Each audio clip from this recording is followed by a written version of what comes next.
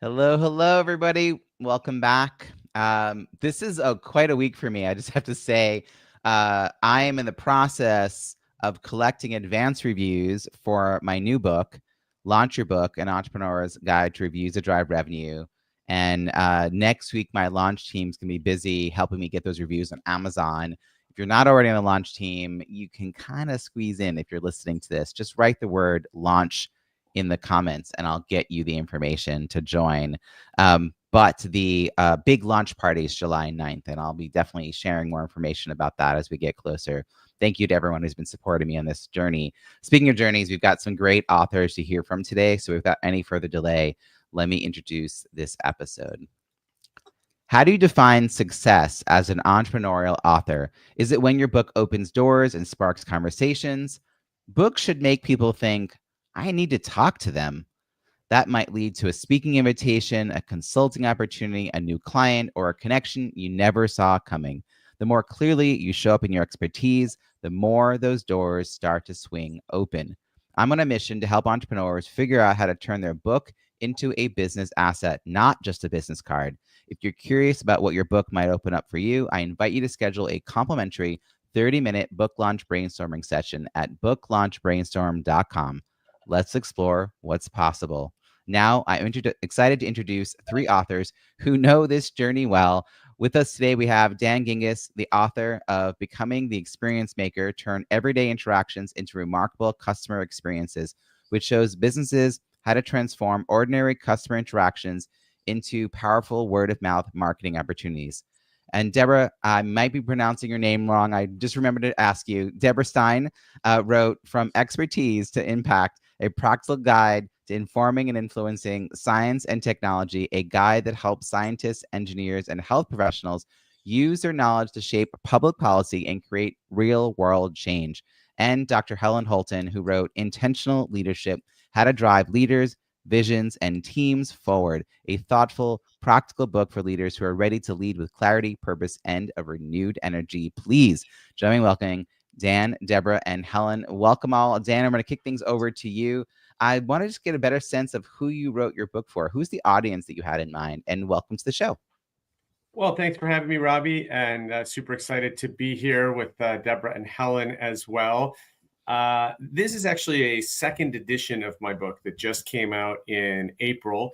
The original came out in 2021, and it was an interesting time to publish a book right after COVID. In fact, the last chapter of my book was all about COVID, and that was one of the things that always bothered me about it. So I knew that I needed to come out with a second edition.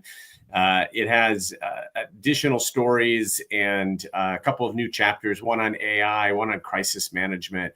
So we sort of take this customer experience theme a little bit further.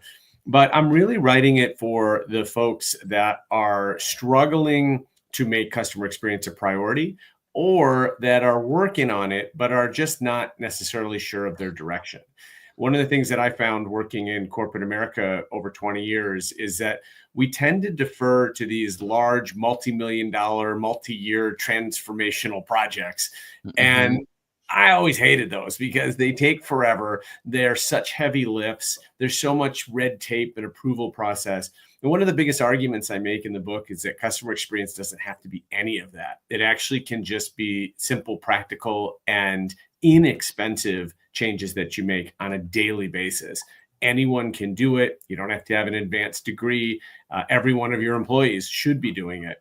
And so I try to make it really as approachable and practical as possible. I feel like this is a great book because it really can speak to multiple levels within an organization. I worked in a lot of fundraising and nonprofit work.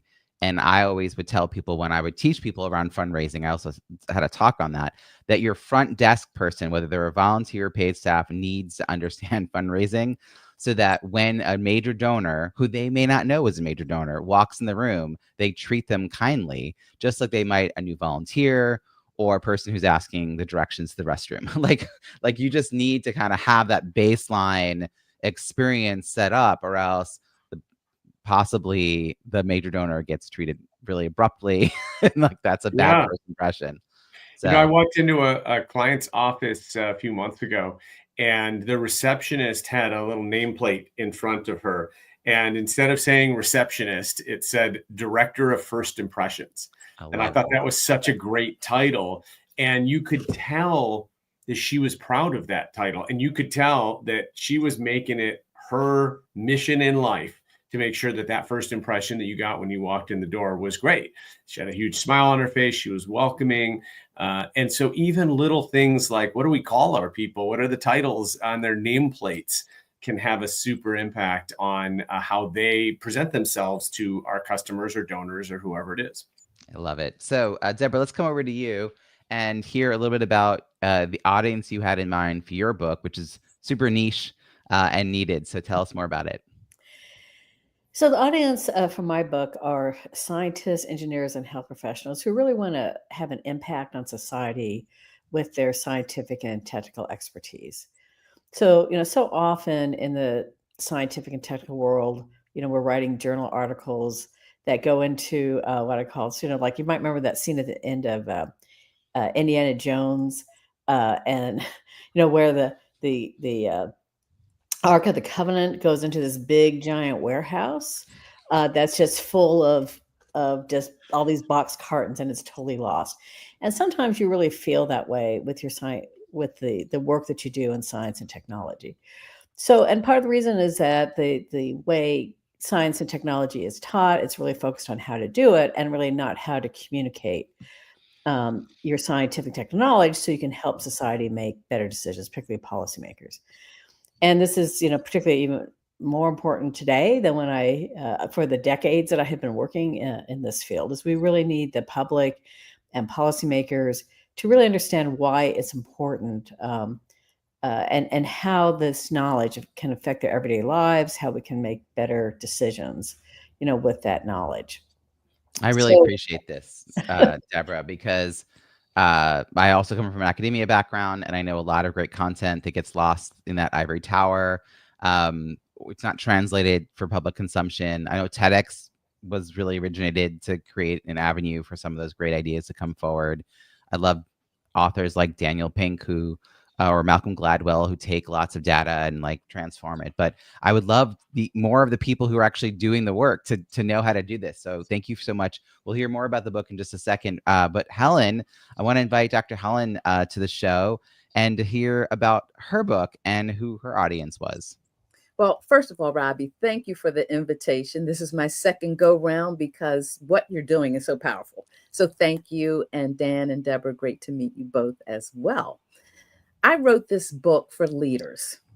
My life has spent with leaders, being a leader, serving leaders, growing leaders. And that's who this book was written for. The timing of it just falls right in alignment with so many leaders today feeling unsure, stuck, and looking for, in search of, how to shift and return to a state of feeling unstoppable in their success. And it's a very real phenomenon right now. Looking at who is mostly impacted, I really looked at baby boomers and Gen Xers, because that's the gap that's holding a lot of leadership roles today. Mm-hmm. The book, Intentional Leadership, How to Drive Leaders' Visions and Teams Forward, it's about leaders. My mentor, my greatest living mentor, is John Maxwell, who more than 50 years ago said, everything rises and falls on leadership. And it began a quest for me to use that as the hypothesis through which I viewed life. If goes back to your point, Dan, the leader of first impressions. In that very simple act, if that first impression when you walk into a business or you get the receptionist on the line when you call, if it's not welcoming and pleasant and inviting, you immediately develop a perception about that. And too often we want to take it out on that frontline person. And I learned to look at, if this is how the frontline person is showing up, what does that say about the leader? Taking more than 3 decades of learning, education, expertise in leadership, that's how this book came to be about. And it is full of stories. And I later found towards the end that it really was becoming appealing to rising leaders, those millennials that are saying, yes, this is the path I want to pursue. And what can I do early on to get a head start?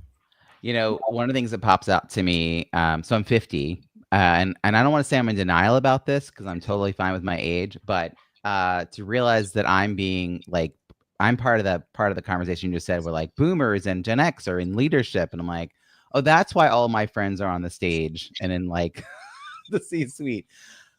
Oh, we got old. Got it. Okay. Like, so No, I we're just love. living longer. We're just living longer. We're That's living all. longer. Yeah. Hey, Dan, we're going to come to you in a moment about your decision to do a second edition and what that's like, because there is a little bit of like a feeling of writing a whole nother book in some ways. But I want to come over to Deborah and then Helen. And if I'm correct, this is the first book for both of you, correct? Yes. A first like published in a public format. Okay.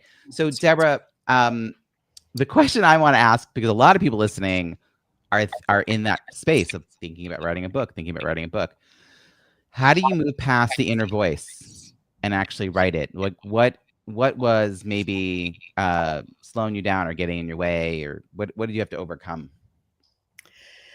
Well, the challenge I have is what I teach, which is basically how to do science, technology, policy analysis, is something I practiced for decades in DC.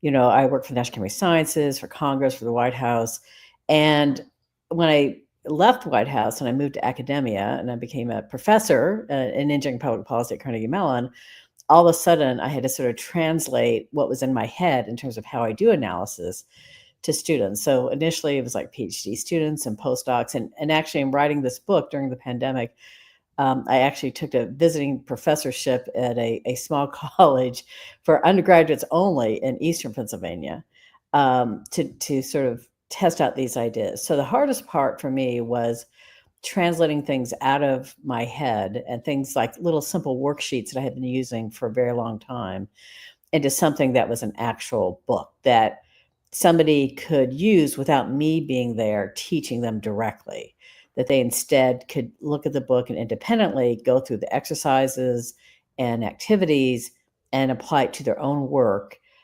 to hopefully eventually lead to some sort of document or video or infographic, anything that communicates in a very short fashion what it is they want to you know, whoever the audiences they want to reach, whether it's members of the public or policymakers. So, Deborah, when you got started with this, was there a particular moment that you were like, it's going to be a book that I write? Like, you could have done a video series, you could have gone and done media or interviews. Like, was there a moment where you were like, it's going to be a book, and a book written, you know, publicly available, like you said, like not locked behind gated walls? But how did you make that decision?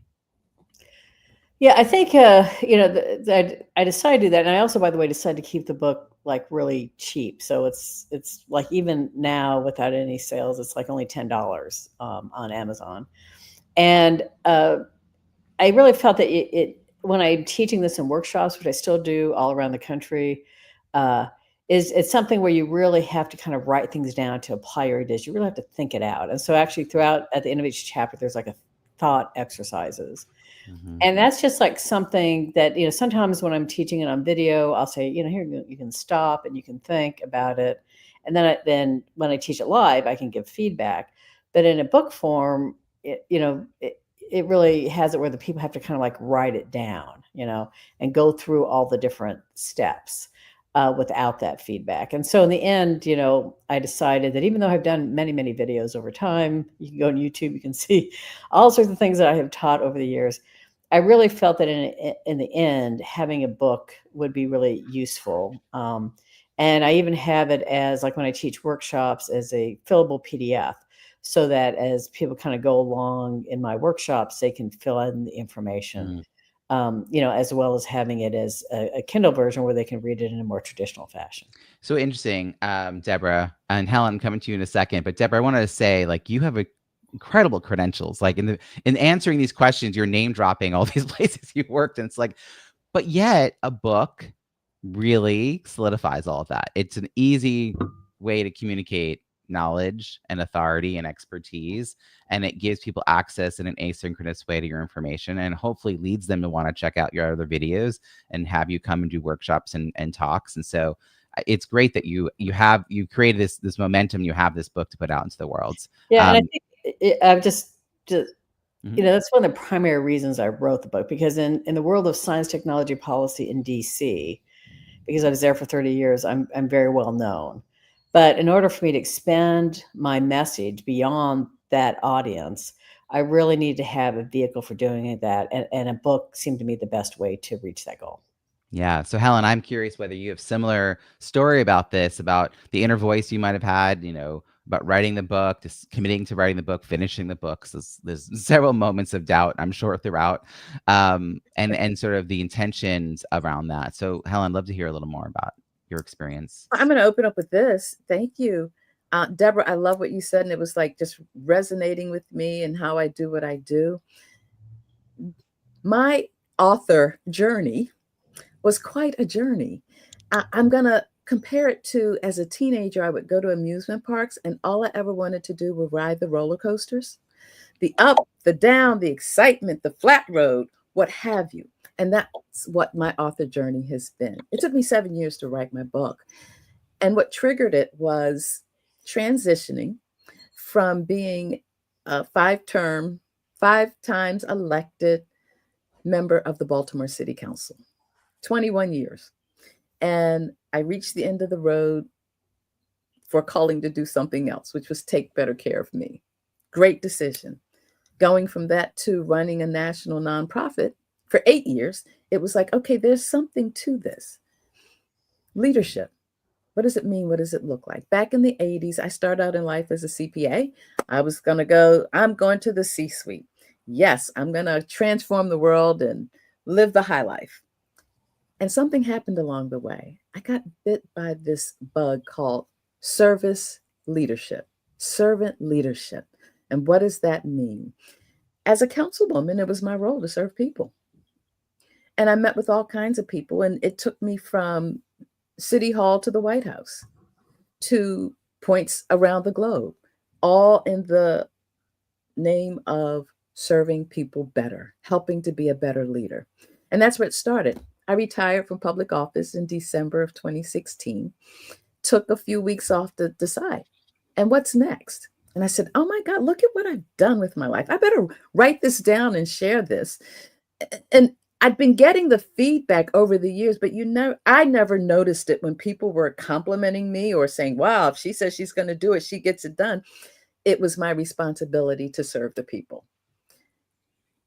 Going through that process, I thought, when I finally transferred that manuscript ready to go to print to my publisher, I just knew, okay, now what's next? Robbie, this is where you came into being, because yes, they told me some things, but no one really tells you. The book is not the end. It is the beginning. And so my book launched October of 2024. And I'm just finding what it takes to have people who have read the book and say, oh, great book. And that seems like, oh yeah, and this point, that, well, can you leave a review? Can you let the world know? It's really good stuff. It took me 7 years to get it done. And it's here now, and you're using it. Help others to get the same benefit. And that's why I wrote the book. And just like you, Deborah, so it's anchored in 3 areas. Strengths awareness, because every leader has to be aware of who they are, the good, the bad, and the ugly, and the indifferent. Resilience, because leadership is about failing as much as it's about succeeding. And well-being. If you don't take care of you and not just taking care of other people, it's like the flight attendant says, put your face mask on, your oxygen mask on first before you help to save another, to serve another. Yes. That's great. That's my story. Thank you so much. And I'm having a little feedback, so I'm muting people as I have to. But I just want to say, the idea of committing to a project, and you don't know how long it'll be. And you keep saying, Helen, that it's 7 years, but it's a lifetime, which includes 7 years, because all the lessons learned in the previous decades before you started working on the book. But yes, how do you commit to a project and finish it, particularly when you're a new author? I think there's a lot there. And then, like you said, that shift in mindset between publishing being the end goal, but really it's now you're like, oh, it's the beginning of the next phase, whatever comes, and you're learning how to breathe into that. Dan, I'm going to come over to you. Dan, you've had the experience of kind of doing this twice. Like, you wrote a book and then you're like, you created the second edition. So first, I just want to give you some kudos for your first edition, because I'm a big fan of people who get reviews on books, and you have 68 written reviews. You have 144 total ratings. That doesn't happen accidentally. That is a lot of effort, and that's all on your first edition. Your second edition just came out really kind of recently, and you haven't gotten the machine going yet on the reviews, but we're hoping with this next Kindle flash sale, you'll get to wake up your network and be like, hey, remember, like, you did that thing, you can do it again here. But I'd like to hear a little bit about what metrics you were aiming for differently for this second edition from what you thought was important for the first edition, because you have hindsight now that you've learned from. So when you were writing the book initially, what did you think was important? And then as you now have moved forward with the second edition, deciding, like, what does success look like for the second edition? And did anything change between those two moments? Yeah, absolutely. I mean, so I actually had a book that I published in 2017 that was self-published. So I started the journey there, and I then went and worked with a publisher for The Experience Maker in 2021. And now here in 2025, working with the same publisher on the second edition. And yes, the goals have absolutely changed. I think that when I launched The Experience Maker, like many authors, I had the hopes of hitting bestseller lists and, having it be a hugely commercially successful book, as you see some business books do. Not a lot, but definitely some. And I think the first time out, spent a small fortune on the launch and all of the marketing materials and, everything sort of leading up to it. And I found in hindsight that I shouldn't have done that. That was a gigantic waste of money. And it did not result in me hitting the bestseller list that I wanted to hit. So I sort of regrouped at that point and realized that, I know you said it isn't a business card. I always call it my enhanced business card, because as a speaker, what I have found is that, people like us as speakers for two reasons. One, we have great content that teaches them something. And two, usually we're good performers and we entertain them. And so the book is certainly the content part. And what I have figured out is that the more people that have my book, the better chance of me getting reviews, the better chance of me getting on more stages. And so you should see my mailing operation here at my home office, including a label printer right on my desk, because I would say on almost a daily basis, I am sending out books to people.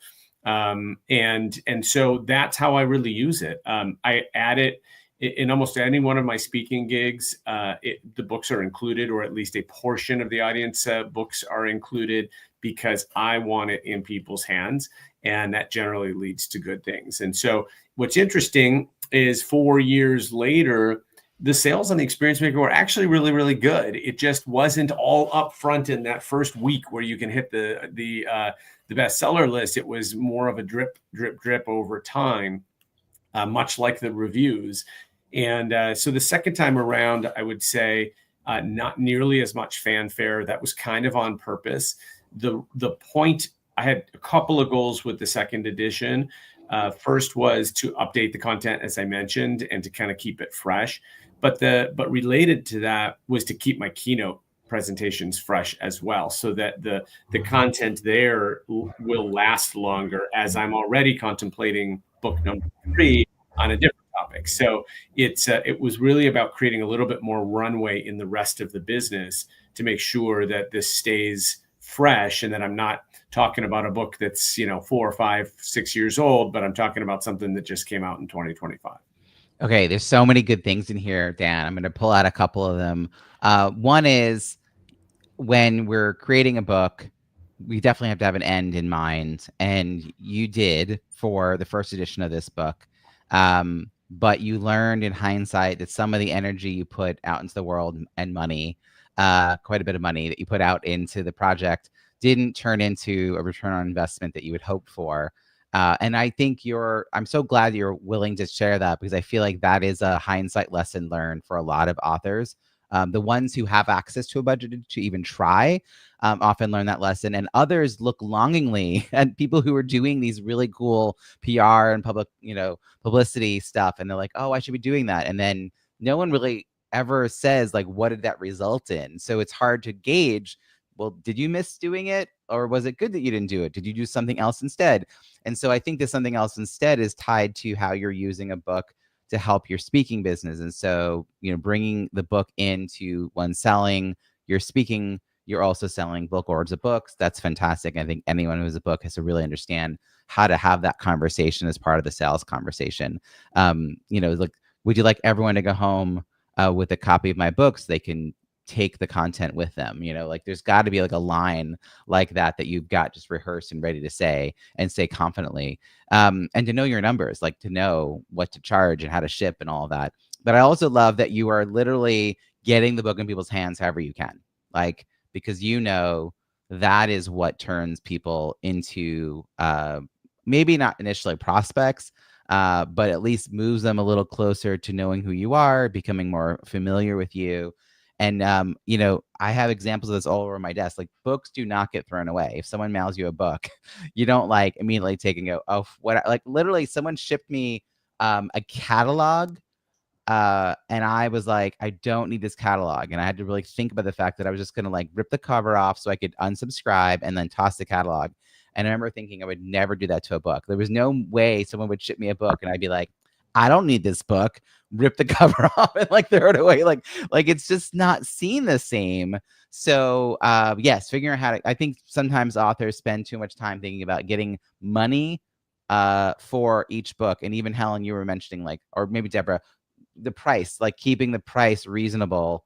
And I think, Deborah, you were mentioning this because in the world of academia, gosh, I see Kindle books and paperbacks that are in the, 30s and 50s and $80. And it's like, but you're not selling to a textbook crowd. You're selling to everyday people who are used to paperbacks being under $20. Like, this is a lot to ask for, $45. Like, what is this? So I think it's smart to also know the audience you're selling to.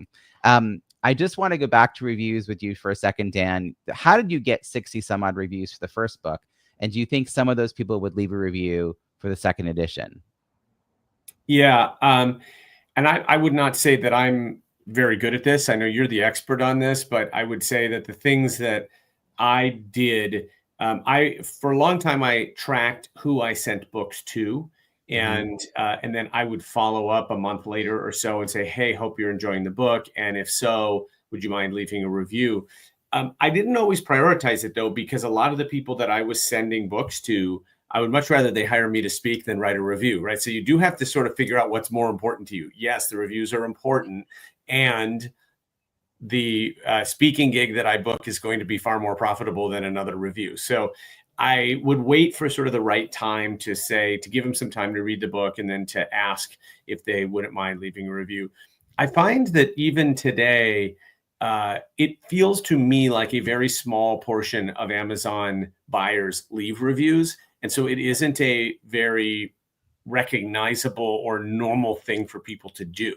They read the reviews, but they don't leave them very often. And so sometimes you end up having to literally lead the horse to water and be like, okay, scroll down to the bottom of the page. And then you see where it says leave a review. Like, people don't even know how to do it. And I think that's why they don't. So, but that was mostly my technique. And, again, I look at 68 written reviews and I think, well, I've probably mailed 1,000 books, so I'm not sure that's real good. But it's over 50. I will just say, Dan, I want to echo what you said, and then I'm going to come over to Deborah with a question about your business goals related to your book. But Dan, I want to say that studies have shown that more than 90% of buyers check reviews before making a purchase. So, and that rings true for most people. Like, oh yeah, that makes sense. I do that. I've definitely met a few people who are like, reviews? No, I never check them. I'm like, well, you're one of the 10%. That's cool. But most people do. But I was looking when writing my book, Launch Your Book, An Entrepreneur's Guide to Reviews That Drive Revenue, for examples of why the percentages are actually pretty low. And toilet paper brands on Amazon.com and Target.com have between 5 and 15,000 reviews for each version of their toilet paper, which sounds like a lot until you really think about the millions and millions of rolls of toilet paper that they have sold in not just a year, but like ever. And so 5 to 15,000 is like very few people. I don't know who these people are that feel compelled to write a non-funny review on toilet paper, but they're out there. So there's definitely some people who are like wired to write reviews, but it's like almost nobody.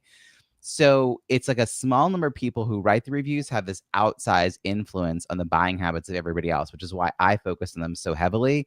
But also to your point, Dan, about like what asks do you make? By inviting people to be on the journey of your launch team or even the launch of a second edition, that sort of initiates the conversation that might lead to them hiring you or booking you to speak.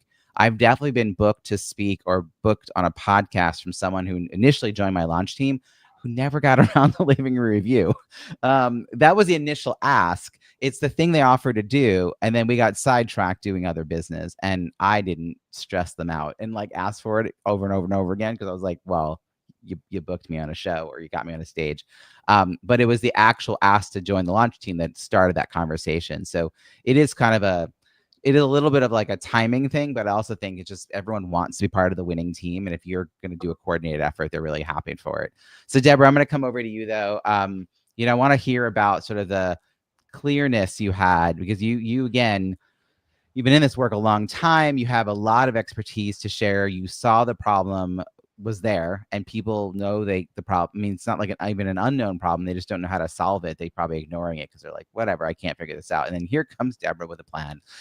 So how does it tie in with a business for you? Or is it because you're speaking, coaching, teaching, consulting? Like, how does the book, if I'm reading the book and I'm like, oh, Deborah is so smart, I need to connect with Deborah. Like, how do I find you from the book?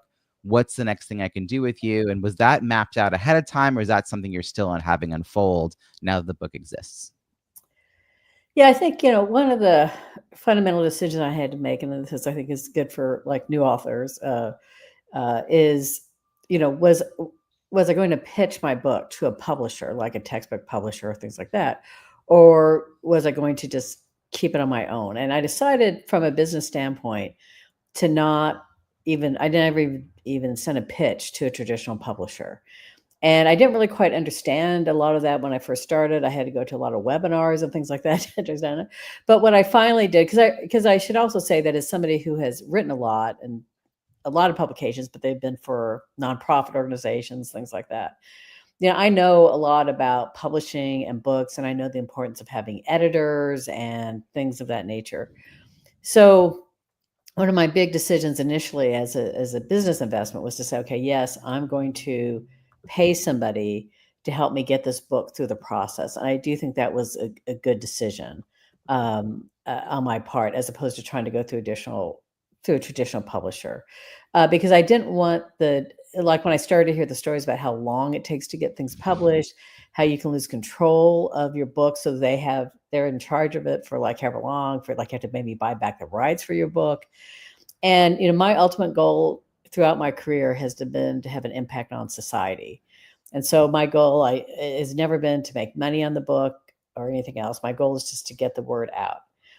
Most of my income, so I do consulting, coaching, workshops, things like that. The vast majority of my income comes from consulting, where I actually do analysis for people, or I do focus groups or anything to kind of gather information from the public, translate it to policymakers. And it is totally a word of mouth business. And since I started my business, which is now about 10 years ago, when I left academia to form my own company, which is called the Science Technology Policy Academy, all my consulting work has been through word of mouth. I've never marketed my consulting ever because I've always been able to go from one job to another for over a decade, based on like how much time I have and, reaching out to past clients and things like that. So the goal for the book was try to have what I call more carrier pigeons, which is also a concept I teach in policy as well, is that, it takes a village really to have an impact on public policy. It's not one policymaker. It's not one advocacy group. It really takes a lot of people. It takes hundreds, if not thousands of people to get policy to happen. And I think the same thing is true for books. What I needed and what I hope the book gets across, both people who like buy the book as well as people who I give the book free to as a PDF, is they become my carrier pigeons. And so through them, I get more gigs, whether, even if it's like a workshop. Like just yesterday, I taught a workshop about community engagement, how to use focus groups. Like 300 people signed up for that workshop. So what I do is I hope that those people, out of the 300 people who hear me talk live, through a webinar, and who then access my book, that they will then decide to hire me for my consulting activities.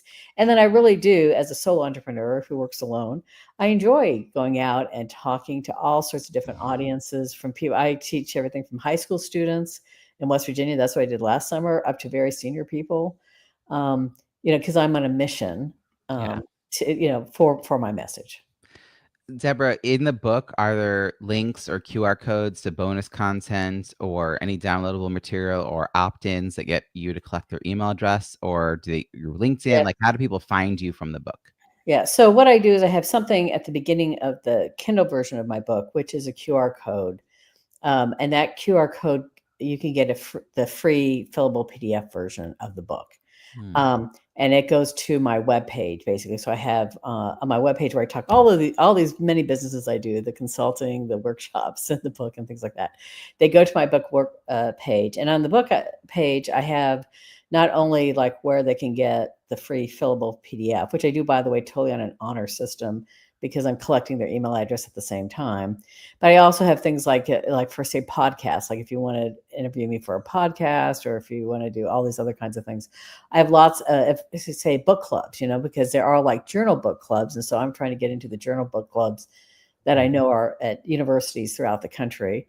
I have a guide, like a discussion guide and things like that. So they can, that's all the very initial page of my book. Like even if you go on Amazon and you look at the front page for the preview, you'll see the link to get all this bonus material.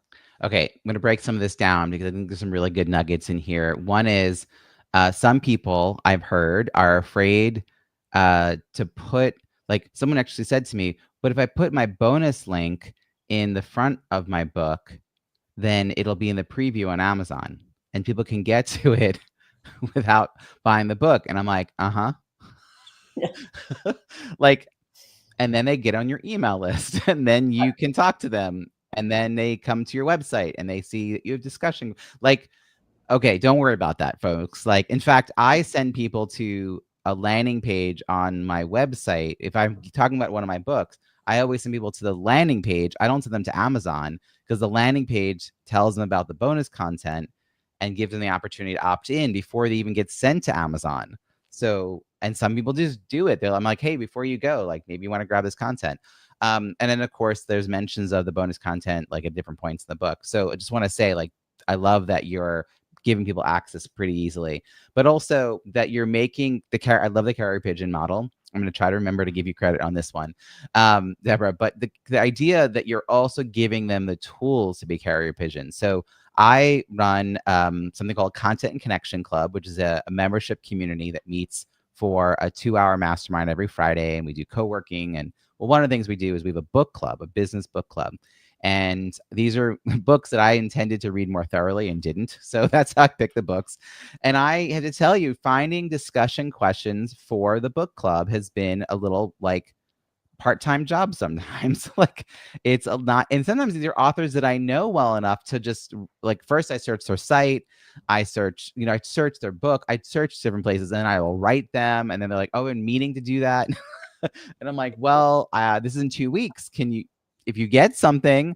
And then sometimes I just have to create things myself.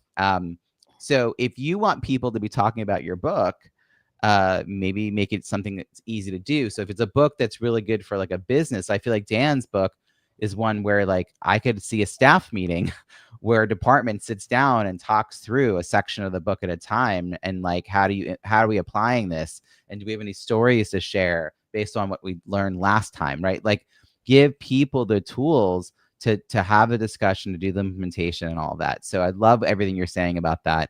And congratulations on just the arc that you've been able to design.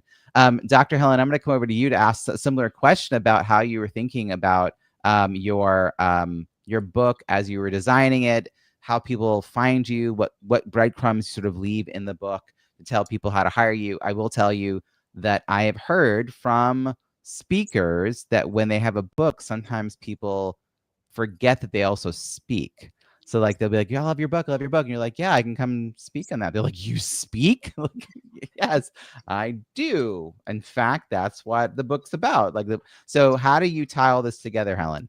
Well, that's one of the things I'm learning, since I thought it was going to, like magic, just happen.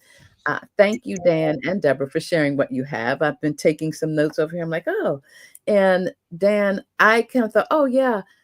Everyone kept saying, well, it was early on. I was like, oh, don't do leadership. It's an overcrowded field. It takes a whole lot to get to bestseller status. Well, I had no clue what that meant until I really started to take a look at it. And I said, well, but this is what I know.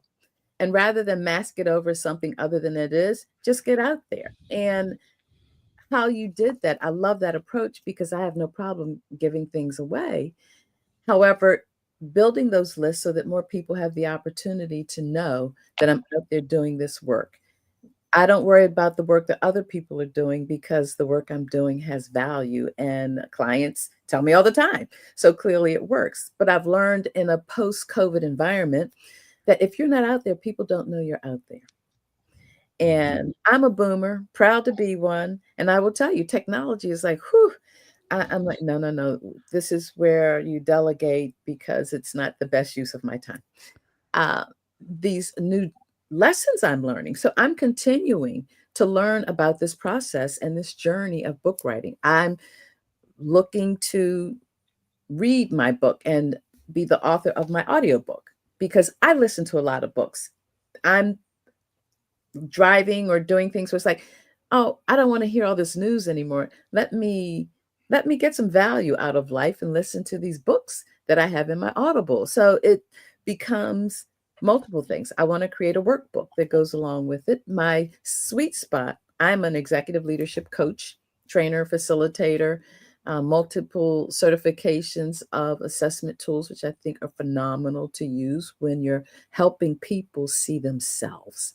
And it excites me. If I had to sum it up, I'm living in a space where I love this process. Yes, it's taking time, but what I'm learning along the way, just like my book, the most intentional leaders are lifelong learners. That's a lot of what I talk about: communication and the role that plays, culture and the impact that has. And as a leader, what is your responsibility? But the more people you serve and add value to, guess what? You're going to be a better leader.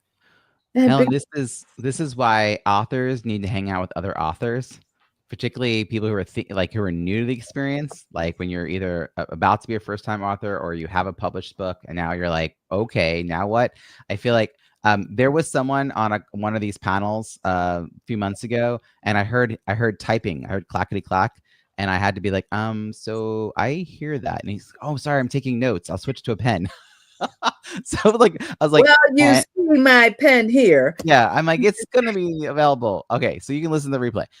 But yes, there's so much good information in all of these episodes that I really encourage people to check out, because there's ideas. Each person has to do this slightly differently. You know yourself, you know what you're called to do, and you know what your audience needs. So I want to just support more people getting their ideas both in the book, but the book out into the world. And I want to thank all of you. And as we wrap up here, just a really quick around the room, what advice would you give someone writing a book to help them grow their business? We'll go alphabetically again. So Dan, anything comes to mind? It could be something you already said, you want to repeat, something else someone else said, or something brand new. Advice you have to someone writing a book to help them grow their business. Well, I think one of the themes that we heard today from all three of us is that we all have stories to tell. And sometimes I think when people are contemplating a book, they think that maybe their life isn't that interesting or that their stories aren't that interesting. Even on stage, I'm a storyteller because it's how people like to learn. So I think reaching back into whatever your experience is, whatever you've done in whatever industry, and finding those stories is such a great place to start. And then, in connecting it to your business, it becomes one of the drivers. I think it's a big driver. It's not the only driver, but it definitely becomes one of those things that you sort of have in your arsenal. And again, I focus way more on the book than I do other things. For example, I don't really do a lot of PR because I haven't been able to figure out an ROI to PR either. But what I know, as I mentioned before, is when I get a book in somebody's hand, usually I've now got their attention. They're interested. They want to talk to me. They like the content. We were talking before, and I meant to jump in and say that, one of the jokes I always say to people at events is that if you're thinking about going to eBay, my autograph isn't actually worth anything. But what I find is people love signed books. They just really like them. And as you said, Robbie, nobody throws that away. Although one time I saw my book available used on Amazon, and it was like $1.99. I'm like, oh, I got to buy this because I don't like how it looks, when there's a real cheap copy. And I got it, and it was an autographed copy. And I'm like, who could do this? They listed it back on Amazon, but that's okay. Most people really enjoy a signed copy, and they put it on their shelf. Hopefully they read it. And so just get your book in as many people's hands as possible, and don't worry about spending the money to do it. I spend a lot of money every year buying my own book and then shipping it to people. And I think it's well worth it. Even the person who listed your book for resale didn't want to throw it away. They wanted someone else to get it. That's true. Right? It didn't end up in a landfill, which is didn't end up in a landfill. Deborah, how about you? Any advice you'd give someone writing a book to help them grow their business? Yeah, so I agree with Dan that to me, stories are the big thing. In fact, like when I'm teaching about public policy, what I always tell people, based on my experiences, is back in Texas when I was, as I say, a baby engineer, and I was talking to the Texas legislature. It's the stories that people remember. And so I intentionally, in my book, started each chapter with a story that sort of discussed, like the application of whatever principle I was teaching in that chapter. Mm-hmm. And so I think if you do have a story to tell, not just facts or principles or whatever to convey, that's really a good basis for, sort of starting and writing your book. And, it then that relates then to your business and your ability, because people know then as a speaker at a workshop or whatever it is you do, that you tell good stories and you can be an entertaining speaker at their event. Love it. Dr. Helen, how about you? What advice do you have? The advice I have is this. Storytelling is a significant driver for demonstrating your authenticity, demonstrating your humanness, demonstrating that there may be people who see you and have one perception about you, but in sharing your stories, they get to feel like, oh, they're like me in some form or fashion. And so it is very valuable. One of the greatest things I learned in writing my book to recall stories I had forgotten that had moved to the recesses of my mind and weren't front of mind. And in those stories, the ability to tie them to who I am today from lessons learned early on in life. And I think at the end of the day, it's about adding value. I will tell you, I paid a healthy fortune to get my book done. But what I know is this: if I'd left it to my own devices to self-publish, there would be no book to share with people. Yeah. So just to clarify for those listening, there's a few different ways to move a book forward. There's the thing we all sort of know a little bit about, which is traditional publishing. You have to write a book proposal, find an agent, that agent shops it around, and then you see whether you get picked up. That whole process can take anywhere from 3 years to a lifetime. I don't know. There's no guarantees with it. And then even if someone says yes, it's still a couple of years probably before your book exists. And most people in our line of work don't want to wait, 2 to 5 years for all that to happen. We want the book to be out a lot sooner. A hybrid publisher or an assisted self-publisher, there's some overlap here. you're paying someone to facilitate the process for you. They've got the team, they have the know-how. Some have different royalties and processes, but essentially there's someone else managing all of it. And then lastly, there's self-publishing, where you're hiring all your own editors, designers, which could be more budget friendly. It depends on the complexity of your book and whether you have good project management skills and a sense of what's going on. So we help with all of those things at the BizBook Pub Hub. So head over to bizbookpubhub.com and we can guide you forward. Speaking of which, I'd love to hear contact info from all of you. How can people find you and follow your work? Go back to Dan. Dan, what's the best ways for people to connect with you? Well, definitely LinkedIn or my website, dangingiss.com. It is, the spelling is right there on your screen. And that's the best way to get me. Fantastic. And Deborah, how about you? So for me, it is definitely LinkedIn. I have like 3 newsletters. I'm always putting out lots of different content. So the main thing to do is to spell my last name right. So it's Deborah, Deborah, and then Stine. And if you look for me, you'll find me. That's the best way to reach me. Fantastic. And Helen, how about you? One thing I want to mention, if I might, I want to talk about connections and relationships. And so I started out on this journey in late 2016 and stumbled upon the National Speakers Association. I'm a member of the DC chapter, a past president of that chapter. And all the things I learned that got me to the point to seeing the value in telling my story, in helping people, and being a speaker, because I was for decades. Robbie, that's how I came to you. And so I would say to anybody, don't discount the relationships and the connections that you have in life along the journey if you want to be an author. And so thanks to NSA. The best way to reach me is on LinkedIn, Dr. Helen Holton, or you can go to my website, drhelenholton.com. And I would love to hear from you. Fantastic. I'm going to put all these links in the show notes, including the one that Helen just mentioned, because I'm also a member of the National Speakers Association now with the Philly chapter. So I'll put all these links there. And you'll also find all the past show notes for all these episodes twice a week, every Tuesday and Thursday, either an author panel, an expert interview, or an interview with an author who had an exceptional outcome for having a book. This content is incredibly valuable, full of stories, full of takeaways, action items. So definitely check all of that out. You'll also find a curated directory of experts who support entrepreneurs in becoming successful authors, whether it's through writing, editing, publishing, launching, or marketing their book. And every single month, I host a free virtual networking event. It's either for writers and authors or for speakers. And there's also the Kindle flash sales that happen 3 times a year. And there's probably more because I'm probably forgetting something. But go over to bizbookpubhub.com to check all that out. Once again, thank you to our panelists for joining us today. Hey, Robbie, when's that next flash sale? Well, the timing of it is going to actually be right before this goes live. So yeah, 3 times a year. It's in April, July, and the fall in like November, December timeframe. Awesome. Thanks, everybody. Cheers, all.